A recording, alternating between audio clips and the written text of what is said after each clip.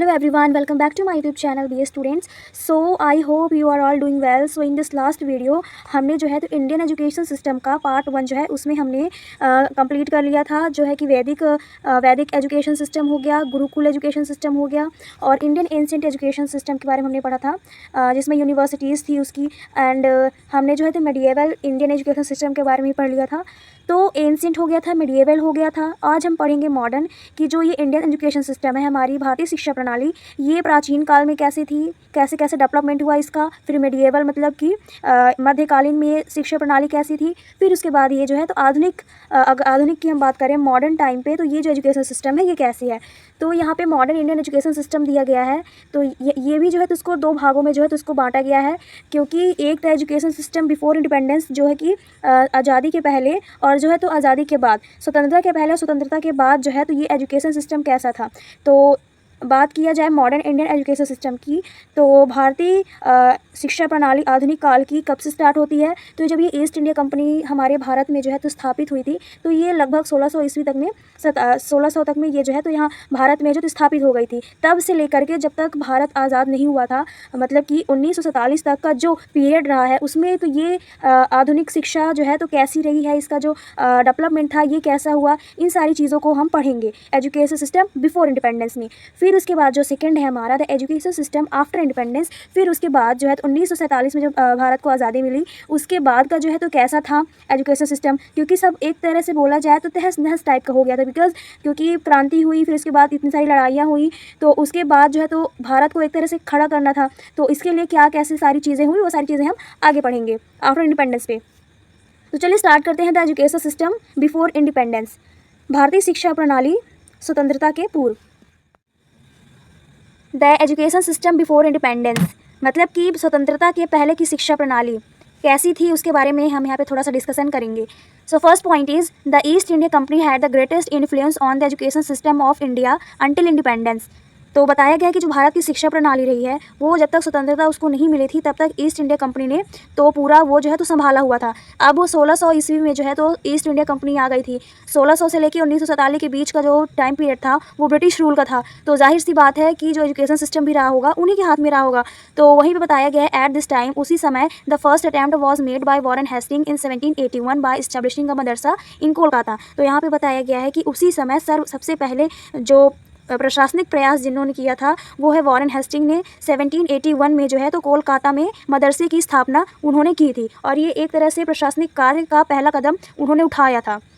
Second point is in 1792 Jonathan Duncan founded the Banaras Sanskrit college, Mountstuart Elphinstone founded a college for Hindus in Poona. और सन 1792 में Jonathan Duncan ने Banaras Sanskrit college की स्थापना की। फिर माउंट स्टुअर्ट एल्फिंस्टन ने पुणे में हिंदुओं के लिए महाविद्यालय की स्थापना की। और यहाँ पे बताया गया है कि एट द सेम टाइम, उसी समय Fraser founded a separate school in Delhi to teach the children for land loss to read and write Persian. और उसी समय जो है तो एक अलग से जो है तो फ्रेजर ने ज़मींदारों के बच्चों को फारसी पढ़ना और लिखना सीखने के लिए एक अलग से विद्यालय की फिर उन्होंने स्थापना की। तो यहाँ पर यही बताया गया है कि सब लोगों ने अपने अपने इच्छा अनुसार जो है तो, जैसे वहाँ भी पहले पक्ष के थे विपक्ष के भी थे, तो अब इधर के पक्ष के लोगों ने ऐसा बनारस संस्कृत कॉलेज हो गया, ऐसे क्या कहते हैं विश्वविद्यालय की जो है तो स्थापना की। किसी ने हिंदूज़ के लिए स्थापना की, तो किसी ने सेपरेट स्कूल खोला फारसी पढ़ाने के लिए। तो ये अलग अलग जो है तो उस टाइम पर फिर ये जो तो स्थापित हो गई थी। Third point is Sir Williams Jones impressed by India's cultures heritage founded the Royal Asiatic Society. यहाँ पे बताया गया कि जो सर विलियम जॉन्स थे, वो भारत की संस्कृति के जो उनकी जो भारत की जो संस्कृति है हमारी, उस विरासत से वो बहुत ही ज़्यादा एक तरह से प्रभावित हुए, और फिर उन्होंने रॉयल एशियाटिक सोसाइटी की स्थापना की। ये बहुत ही इंपॉर्टेंट क्वेश्चन है, ये आता भी है कि किन्होंने रॉयल एशियाटिक सोसाइटी का मतलब जो है तो स्थापित किए। The founded of royal Asiatic society, तो किसने किया, वो सर विलियम जॉन्स जी ने किया था। तो फाउंडर कौन थे रॉयल एशियाटिक सोसाइटी के? Sir Williams Jones. Due to this effort a clause for spending more than 1 lakh rupee for education in India was added in the charter of East India Company in 1813। यहाँ पे बताया गया है कि जो sir William Jones थे, तो उन्होंने जैसे कि संस्कृति विरासत प्रभावित होकर उन्होंने फिर एशियाटिक सोसाइटी की जो स्थापना की। फिर उसके बाद इन्हीं प्रयासों की बदौलत से उन्होंने क्या किया कि वर्ष 1813 में उन्होंने ईस्ट इंडिया कंपनी के जो चार्टर में भारत में शिक्षा के लिए 1 लाख रुपए से अधिक खर्च करने की भी जो है तो उन्होंने ये कदम उठाया, ये जोड़ा गया। तो ये ईस्ट इंडिया कंपनी का चार्टर क्या होता है, ये जो बताया गया है यहाँ पे, तो द चार्टर यही मतलब कि ब्रिटिश रूल जो थे, मतलब जो ब्रिटिश रूल किया करते थे यहाँ पे, तो उनका एक पार्लियामेंट हुआ करता था, वहाँ से सारी चीज़ें जो है तो चार्टर में हुआ करता था कि क्या क्या मतलब प्रशासन मतलब वो क्या कार्य करेंगे, जो कार्य वहाँ हुआ करता था, मतलब जो उन्होंने वहाँ पे चार्टर में जो जो लिखा रहता था, जो प्रशासनिक कार्य हुआ करते थे वो वहाँ बनता था, फिर यहाँ आके भारत में जो है तो वो सारी चीज़ें लागू हुआ करती थी, इसी को चार्टर बोला जाता है। Last point is, as a result of these efforts, Hindu College was established in Calcutta in 1817 and in Bombay in 1820। तो फिर इन्हीं प्रयासों के फलस्वरूप अगर कहा जाए तो कोलकाता में फिर 1817 में हिंदू कॉलेज और बॉम्बे में जो है तो 1827 में एल्फिंस्टन संस्थान की जो है तो स्थापना हुई थी। ये the Elphinstone institution was established in 1827, इसकी भी जो है तो स्थापना हुई थी। Lord Macaulay in the British parliament, ये बहुत इंपॉर्टेंट है, इसको आपको थोड़ा सा मतलब जो है तो अच्छे से पढ़ना पड़ेगा कि ये बताया क्या गया है यहाँ पे। तो जैसे कि आपको पता है कि जो हमारी शिक्षा प्रणाली रही है स्वतंत्रता से पहले, तो कैसी रही है, जब ब्रिटिश ईस्ट इंडिया कंपनी नहीं आई थी उसके पहले भी हमारी वैदिक एजुकेशन चलती थी, गुरुकुल एजुकेशन सिस्टम अच्छे से चलता था, और तो और बहुत सारी पहले भी यूनिवर्सिटीज़ थी, जैसे नालंदा विश्वविद्यालय हो गया, तक्षशिला है ना, तो काशी, ये सारी भी हमारी यूनिवर्सिटीज़ थी। फिर ब्रिटिश आए, तो ब्रिटिश जब आए तो उन्होंने अपने हिसाब से जो एजुकेशन सिस्टम खोला, तो उसमें उन्होंने पहले विलियम हेस्टिंग ने मदरसे की स्थापना की कोलकाता में, है ना, फिर उसके बाद जो है तो बनारस संस्कृत कॉलेज की स्थापना की गई। तो कहीं ना कहीं ये सब ब्रिटिश जो लोग थे, जो ब्रिटिश के लोग थे, उनकी भी एक जो है तो अपनी नीयत थी कि वो अपने हिसाब से एजुकेशन सिस्टम खुलवाएं, ताकि वो अपनी जो लैंग्वेज है, अपनी जो चीज़ें हैं, जो उनका जो खुद का है, जैसे कि इंग्लिश लैंग्वेज, उन्होंने सोचा कि ये सारी चीज़ें यहाँ ये लोग अडॉप्ट कर लें और जैसा हम कहें वो ऐसा ही कार्य करें। तो इस नीयत के हिसाब से उन्होंने ये सारे कार्य किए। उसके ऐसा आदमी था लॉर्ड मैकालरी, ये जो है तो ये कोई ऐसा वैसा आदमी नहीं था, ये भी बहुत ही होशियार था। तो इसका जो पॉइंट ऑफ व्यू है उसको हम देखेंगे कि ये क्या मतलब कि इसके जो विचार थे, इसके बारे में हम थोड़ा सा यहाँ पर जो है तो चर्चा करेंगे। तो Lord Macaulay in the British parliament में जो लॉर्ड मैकाले ने कहा था उसकी थोड़ी सी कुछ यहाँ पर लाइनें लिखी थी। मैकाले के विचार थे कि Macaulay's views were I have travel to every nook and corner of India. तो यहाँ मैकाले जो है तो वो उसके जो थॉट्स थे, वो अपने थॉट्स जो है ब्रिटिश पार्लियामेंट में देते हैं। कौन ब्रिटिश पार्लियामेंट में कौन अपने विचार प्रदान कर रहा है? Lord Macaulay. वो कह रहा है कि I have travel to every nook and corner of India, I have not seen a single person who is a beggar और अ थीफ। मैकाले कह रहे हैं कि मैं भारत के कोने कोने में घूमा हूँ और मैंने एक भी ऐसा व्यक्ति नहीं देखा जो भिखारी हो और जो चोर हो। I have seen so much prosperity in this country, so many high moral values, so many proud people that I don't think we can ever defeat this country unless the strong backbone of this nation is its spiritual and cultural heritage, and that's why I advise that we replace its ancient and age-old education system, its culture, because India think that all that is a foreign and English is a good and great instead of their own language and culture. They will lose their self-respect, their mother culture, and they will become what we want them to become, a complete slave nation. ये जो यहाँ पे आपको paragraph दिख रहा है, ये बहुत ही ज़्यादा इंपॉर्टेंट है आपका जो पॉइंट ऑफ व्यू हो बदलने के लिए, बिकॉज ये लॉर्ड मैकाले हैं जिन्होंने ब्रिटिश पार्लियामेंट में अपने विचार प्रस्तुत किए हैं, और उन्होंने ये कहा है कि मैं भारत के कोने कोने में घूमा हूँ और मैंने एक भी ऐसा व्यक्ति नहीं देखा जो भिखारी हो और जो चोर हो। इतनी समृद्धि मैंने इस देश में देखी, इतने उच्च नैतिक मूल्य मैंने देखे, इतने गौरवशाली लोग कि मैं नहीं मतलब इतने गौरवशाली लोग थे कि मैं नहीं सोचता कि इस देश को हम पराजित कर पाएंगे। ये इतना समृद्ध देश है, यहाँ के लोग इतने अच्छे हैं, यहाँ का नैतिक मूल्य इतना अच्छा है कि मैं सोचता हूँ कि अगर ऐसा ही रहा तो हम इस देश को जो है तो पराजित नहीं कर पाएंगे, जब तक कि राष्ट्र की मजबूत रीढ़ जो इनकी है वो क्या है? आध्यात्मिकता और सांस्कृतिक विरासत है। इस देश का जो ये लोग कह रहे हैं कि ये जो इसका जो राष्ट्र की मजबूती रीढ़ है वो क्या है? आध्यात्मिकता है और सांस्कृतिक विरासत है। इसलिए मैं ये सलाह देता हूँ, ब्रिटिश पार्लियामेंट में मैकाले कह रहे हैं कि इसलिए मैं सलाह दे रहा हूँ कि इसकी पहली बात तो कि इनकी आध्यात्मिकता और सांस्कृतिक जो इनका है कल्चर वगैरह, ये सब इनको ख़त्म कर दिया जाए, तभी जो है हम इन पर अपना जो है तो कार्य कर सकेंगे, इन्हें अपने आप झुका सकेंगे। इनका जो मानना था, ये ब्रिटिश पार्लियामेंट में ये सारी चीज़ें कह रहे थे कि मैं बहुत घूमा हूँ, मैं देखा हूँ, भारत जैसा देश नहीं था, और ये भी कह रहे हैं कि वहाँ बहुत ही ऊंचे नैतिक मूल्य है और सबसे ज़्यादा जो यहाँ पर है वो है आध्यात्मिकता और सांस्कृतिक विरासत। और इसीलिए मेरा यही सलाह है सबसे कि इसकी जो प्राचीन शिक्षा पद्धति है, जो हमारी मतलब एंशिएंट एजुकेशन सिस्टम था, तो इन्होंने क्या किया, इस संस्कृति को जो है तो बंद कर दिया एक तरह से। और इन्होंने ऐसा भी कहा, इन लोगों ने ऐसा भी कहा कि इसलिए कि भारतीय जो लोग हैं वो सोचते हैं कि सब जो विदेशी हैं और जो अंग्रेज़ हैं वो अंग्रेजी अच्छे और महान हैं, और हम लोग जो हैं तो वो हम लोग जो है तो उतने होशियार नहीं हैं। उनको मतलब कि एक तरह से बोला जाए तो इंसल्ट फील होती है जो यहाँ जो भारतीय थे। आज भी विचार है, भारतीय जो लोग हैं वो अब जो है तो जो कोई अगर मान लीजिए आपके सामने कोई बहुत ही ज़्यादा इंग्लिश बोल रहा है तो हमें लगता है कि सामने वाला में भी बहुत ही ज़्यादा होशियार है। तो ऐसा पहले भी होता था, अभी भी आप देख लेंगे गाँव, मतलब कि आप आज भी हमारे वर्तमान समय में कोई सामने वाला धोती कुर्ता पहन ले तो सामने वाला बोलेगा कि ये हो गया, ऐसे ही है। तो और जो बाहर का कोई आएगा या कोई इंग्लिश वगैरह बोल देगा तो सामने वाला सोचेगा बहुत ही ज़्यादा होशियार है। तो आज भी ये मानसिकता बनी हुई है लोगों के अंदर। तो ये ऐसा मानसिकता, इन्हें पता चल गया कि ये ऐसी सोच हमारे प्रति रखते हैं, तो उन्होंने क्या किया कि प्राचीन जो शिक्षा थी हमारी, उनको जो है तो इन्होंने पूरी तरह से बंद करके आध्यात्मिकता, मोरल वैल्यूज, नैतिकता, ये सारी चीज़ें सब कुछ बंद करके इन्होंने एक नए तरीके से एजुकेशन सिस्टम को रखा और उन्होंने उसको अपने हिसाब से जो है तो चलाना शुरू कर दिया। यही यहाँ पे बताया गया है कि उन्होंने फिर अपनी जो चीज़ें थी वो अडॉप्ट इन लोग को जो है तो इन लोग से कराया गया। जैसे विदेशी को अंग्रेजी अच्छे और महान बजाय उनके अपने भाषा और संस्कृति, अपना आत्मसम्मान, अपनी मातृ संस्कृति को खो देंगे। ये कौन जानता था? ये ब्रिटिश के लोग समझ गए थे। ब्रिटिश में ये मैकाले जो है तो अपनी एडवाइस दे रहा है कि अपना आत्मसम्मान है, अपनी जो इनकी मातृ संस्कृति है, जब ये सारी चीज़ें ये खो देंगे तो एक तरह से ये अपंग हो जाएंगे और फिर हम इन पर पूरी तरह से इन पर हम राज करेंगे और एक पूर्ण गुलाम राष्ट्र हम इन्हें बना देंगे। लॉर्ड मैकाले का ये विचार था भारतीयों के प्रति।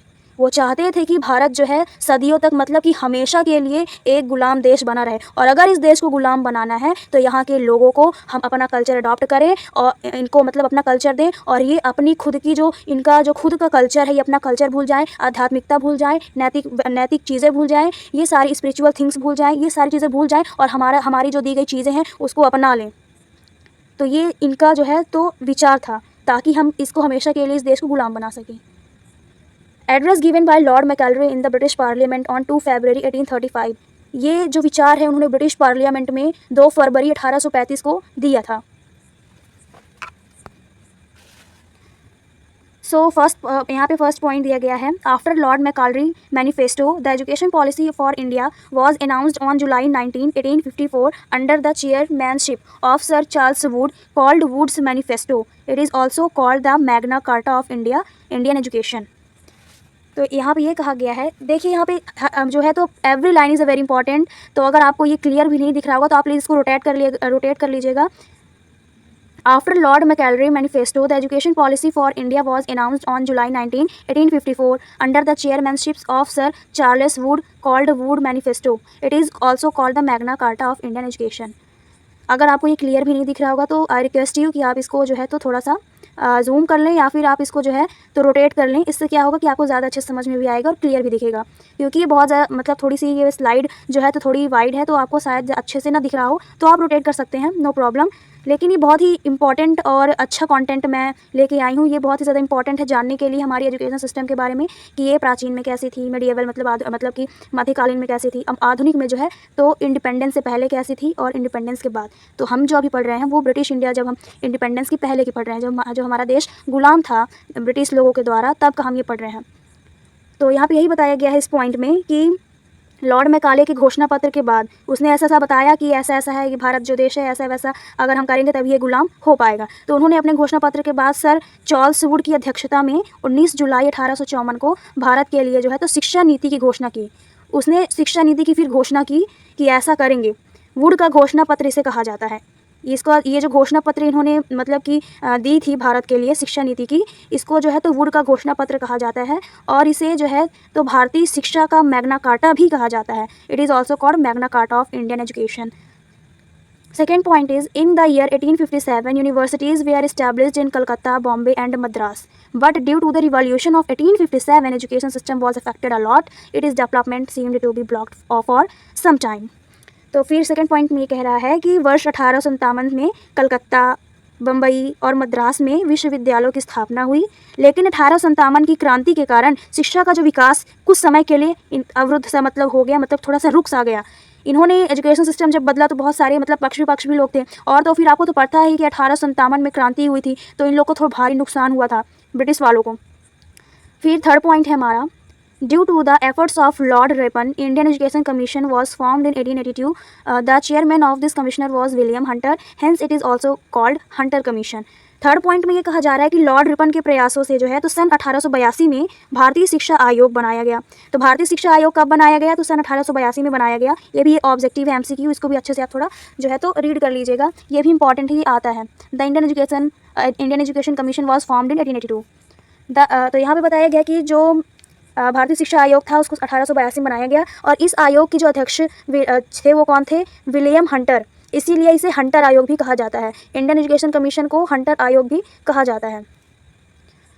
Mahatma Gandhi emphasized on such education which can become a means of livelihood for the learner. Keeping this in mind, in 1937 under the chairmanship of Dr. Zakir Hussain. तो लास्ट जो हमारा पॉइंट है इसमें कहा गया कि महात्मा गांधी ने जो है तो ऐसी शिक्षा पर फिर जोर दिया जहां सीखने वाले के जीवन यापन का एक साधन बन सके. और the plan of basic education Wardha education scheme was presented, the objective of which was provide compulsory and free education, character building as well as education to be self reliant for children between 7 to 14 years. देखिए महात्मा गांधी जो थे वो उनका जो mind set था, उन्होंने ये भाप लिया था, उन्होंने ये मतलब ऑब्जर्व कर लिया था कि ये जो मतलब ब्रिटिश के लोग हैं ये किस तरह का एजुकेशन सिस्टम लाने की कोशिश कर रहे हैं. ये बहुत ही जल्दी महात्मा गांधी जो है तो बहुत ही दूरदृष्टि के इंसान थे. वो समझ जाते थे कि ये सारी चीज़ें ये लोग कर रहे हैं तो क्यों कर रहे हैं और कैसे कर रहे हैं, इनका करने का उद्देश्य क्या है. कि इन्होंने ये जो महात्मा गांधी थे इन्होंने समझ गए थे कि भाई ये जो एजुकेशन सिस्टम ये लोग ला रहे हैं न्यू पॉलिसी के अनुसार एजुकेशन सिस्टम, ये मैग्ना कार्टा का, तो भाई ये कैसा है क्या है. तो ये बहुत अच्छे से समझ गए थे कि इनका जो है नियत इसके प्रति क्या है, भारतीय लोगों के प्रति. तो महात्मा गांधी ने फिर जोर दिया, उन्होंने ये सारी चीज़ें ध्यान में रखकर उन्होंने सन 1937 में जाकिर हुसैन की अध्यक्षता में उन्होंने शिक्षा के लिए एक वर्धा शिक्षा योजना की जो है तो प्रस्तुति दी. और जिसका उद्देश्य ये था कि जो 7 साल से लेकर 14 वर्ष तक के जो बच्चे हैं उन्हें अनिवार्य रूप से निःशुल्क शिक्षा और चरित्र निर्माण जो है उस चरित्र निर्माण के साथ साथ उन्हें आत्मनिर्भर होने की शिक्षा प्रदान करना था. उनकी जो ये योजना थी वर्धा शिक्षा योजना, वो इसका जो मेन जो उद्देश्य था वो यही था कि जो बच्चे हैं वो आत्मनिर्भर बने और उनका जो है तो चरित्र निर्माण मतलब हो. वो यही चाहते थे क्योंकि वो समझ गए थे कि जो इंडियन एजुकेशन सिस्टम इन्होंने लाया है वो अपने ही फ़ायदे के लिए लाया है. तो सेकंड पॉइंट है हमारा वो है the education system after independence, मतलब कि स्वतंत्रता के बाद की शिक्षा प्रणाली. So first point is after independence many new universities were established in India, among which Punjab University, Baroda University, Guwahati University, Kashmir University, Bihar University, Roorkee Engineering University, etc. were prominent. स्वतंत्रता के बाद जो है तो बहुत सारी जो विश्वविद्यालय हैं उनकी स्थापना हो गई थी. पंजाब यूनिवर्सिटी की, बड़ौदा हो गई, गुवाहाटी यूनिवर्सिटी हो गई, कश्मीर यूनिवर्सिटी, बिहार, रुड़की, ये सब जो है तो प्रमुख थे. To strengthen the education system in independent India and to provide guidelines to the universities from time to time, a university commission was established in the year 1947 to 48, whose chairman was Dr. Sarvepalli Radhakrishnan. For this reason the commission is also called Radhakrishnan commission. तो यहाँ पे बताया गया कि स्वतंत्र भारत में जो है तो शिक्षा प्रणाली को एक मजबूती प्रदान करने के लिए जो है एक तरह से विश्वविद्यालयों को टाइम टू टाइम मतलब समय समय पर एक जो है तो गाइडलाइन दी जाती थी, दिशा निर्देश दिया जाता था. 1948 में जो है तो विश्वविद्यालय आयोग की स्थापना फिर की गई, जिसके जो अध्यक्ष थे वो डॉक्टर सर्वपल्ली राधाकृष्णन थे, उन्हें बनाया गया था. इसी कारणवश इस आयोग को राधाकृष्णन आयोग भी कहा जाता है. Second point is on the recommendation of the Tarachand Committee, the Secondary Education Commission was formed in 1952 under the chairmanship of Dr. Lakshman Swamy Mudaliar. In 1964 the National Education Commission was formed under the chairmanship of Dr. Daulat Singh कोठरी. तो यहाँ पे बताया गया है कि ताराचंद्र समिति के जब सिफारिश पर जो था तो 1952 में डॉक्टर लक्ष्मण स्वामी मुदालियर की अध्यक्षता में जो है तो माध्यमिक शिक्षा आयोग बनाया गया. माध्यमिक शिक्षा आयोग जो है तो 1952 में डॉक्टर लक्ष्मण स्वामी मुदालियर की अध्यक्षता में जो है तो बनाया गया. और 1964 में डॉक्टर दौलत सिंह कोठारी की अध्यक्षता में राष्ट्रीय शिक्षा आयोग का गठन किया गया था. ये बहुत इंपॉर्टेंट है, इसको भी आपको याद रखना है. Since the 5 years plans had been started in India from 1951 and to strengthen the Indian education system for innovation and to maintain the education system according to the global level, various educational bodies were established like All India Council of Technical Education in 1945, Universities Grants Commission in 1956, National Council of Education Research and Training in 1961 and National Council of Teacher Education in 1995. It's very important also because यहाँ पे बताया गया है कि 1951 में 1951 में भारत में पंचवर्षीय योजनाओं की शुरुआत हो चुकी थी 1951 में जो है, तो पंचवर्षीय योजनाओं की शुरुआत हो चुकी थी और भारतीय शिक्षा प्रणाली को एक तरह से सुदृढ़ करने के लिए, एक तरह से उसका इनोवेट करने के लिए उन्होंने क्या किया था कि एक वैश्विक स्तर के अनुसार शिक्षा व्यवस्था बनाए रखने के लिए बहुत सारे ऐसे मतलब एजुकेशनल सिस्टम थे, जैसे कि सन 1945 में अखिल भारतीय तकनीकी शिक्षा परिषद बनाया गया ABP, और सन 1956 में विश्वविद्यालय अनुदान आयोग बनाया गया। फिर वर्ष 1961 में राष्ट्रीय शैक्षिक अनुसंधान और प्रशिक्षण परिषद, और वर्ष 1995 में राष्ट्रीय अध्यापक शिक्षा परिषद आदि की जो है तो स्थापना की गई। मतलब यही कहने का है कि 1951 में 1951 में जो है तो भारत में बहुत सारी पंचवर्षीय योजनाओं की शुरुआत हो चुकी थी, और ये सारी चीज़ें जो है तो बहुत ही इंपॉर्टेंट दी गई हैं। Also, education policies were formulated as per the need from time to time, such a national education policy 1968। और साथ ही समय समय पर अगर आवश्यकता के अनुसार जो है शिक्षा नीतियाँ, जैसे कि राष्ट्रीय शिक्षा नीति 1968 में आई थी, और नेशनल एजुकेशन पॉलिसी 1986 में, और नेशनल एजुकेशन एक्शन प्लान 1992, और also as per national education policy 1968, national education policy 2016 action plan 1992 was formulated. Along with this, currently the new national education policy 2020 has been implemented by the government of India.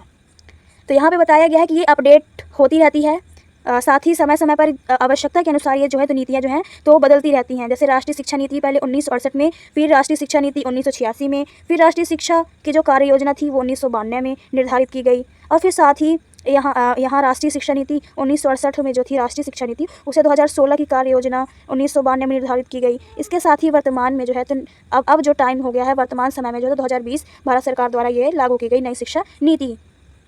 तो यही बताया गया है इसमें कि जो है तो कैसे डेवलपमेंट हुआ, फिर स्वतंत्रता के बाद जो है तो शिक्षा प्रणाली कैसी रही। तो यहाँ पे बताया गया कि भारत में जो है स्वतंत्रता के बाद जो है तो बहुत सारे विश्वविद्यालय खोले गए, पंजाब, बड़ौदा, गुवाहाटी, कश्मीर, है ना, बिहार यूनिवर्सिटी। तो मतलब ये सारी जो यूनिवर्सिटीज़ हैं ये ओपन हुई, और ये सब जो है तो इनका भी एक उद्देश्य था कि विश्वविद्यालय को जो है तो समय समय पर दिशा निर्देश दिया जाए। तो फिर उन्होंने क्या किया कि स्थापना की इन्होंने, डॉक्टर सर्वपल्ली राधाकृष्णन की अध्यक्षता में इन्होंने जो है तो विश्वविद्यालय आयोग की स्थापना की, जिसे हम राधाकृष्णन आयोग के नाम से जाना जाता है। फिर ताराचंद्र जो है उनकी सिफारिश में जो है तो एक डॉक्टर लक्ष्मण स्वामी मुदालियर जी उनकी अध्यक्षता में जो है तो माध्यमिक शिक्षा आयोग का जो है तो उन्हें मतलब वो क्रिएट किया गया, और इस शिक्षा आयोग का जो फिर है तो गठन भी किया गया जब डॉक्टर दौलत सिंह कोठारी की अध्यक्षता में 1964 में। फिर यहाँ पे बताया गया कि जो फिर पंचवर्षीय योजना लागू की गई थी 1951 में। तो हम मोटा मोटा जो यहाँ पे मैं आपको यहाँ पे बता रही हूँ। फिर जो है तो ये नई शिक्षा नीति अनुसार जो है तो समय समय पर बदलती रही, कभी 1968 में, कभी 86 में, कभी 92 में। फिर जो है तो नई शिक्षा नीति जो है तो 2020 में भारत सरकार द्वारा लागू कर दी गई। Everything is a clear, I hope आप सब क्लियर हो गया होगा। तो यही था हमारा स्वतंत्रता के पश्चात जो शिक्षा प्रणाली हमारी थी, स्वतंत्रता के बाद की जो शिक्षा प्रणाली रही है, यही था। आई होप आप लोग को ये सारी चीज़ें क्लियर हो गई होंगी। तो मैंने ये थोड़ा अपने तरीके से तो अच्छे से सिंपल वे में समझा दिया। अगर आपको कोई प्रॉब्लम हो तो आप कमेंट बॉक्स में अपने डाउट जरूर क्लियर करिएगा, मैं आपको रिप्लाई ज़रूर दूंगी। और कोई चीज़ अगर आपको यहाँ पे सही ना लगे या फिर कुछ यहाँ पे क्वालिटी इशू हो तो आप इसके बारे में ज़रूर कमेंट करिएगा, and I can change. So I hope आपको सब समझ में आ गया होगा। तो हम नेक्स्ट वीडियो मिलते हैं, जहाँ हमें नेक्स्ट वीडियो में इंडियन वैल्यू के बारे में पढ़ना है। तो अब हम फिर उसके बाद नई यूनिट चालू करेंगे। तो तब तक के लिए बढ़िया है, सब खुश रहिए। फिर थैंक्स फॉर वॉचिंग।